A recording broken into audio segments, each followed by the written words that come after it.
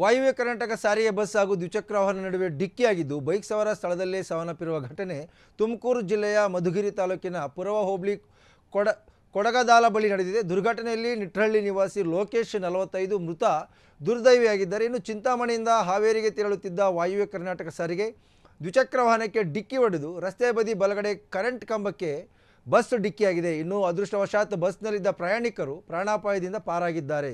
ಸ್ಥಳಕ್ಕೆ ಮಧುಗಿರಿ ಪೊಲೀಸ್ ಠಾಣೆ circle inspector Hanumantharayappa, Kodigenahalli police ಠಾಣೆ PSI ಶ್ರೀನಿವಾಸ್ ಭೇಟಿ ನೀಡಿ ಪರಿಶೀಲನೆ ನಡೆಸಿದ್ದಾರೆ. ಸದ್ಯ ಈ ಅಪಘಾತ ಸಂಬಂಧ ಕೊಡಿಗೇನಹಳ್ಳಿ ಪೊಲೀಸ್ ಠಾಣೆಯಲ್ಲಿ ಪ್ರಕರಣ ದಾಖಲಾಗಿದೆ.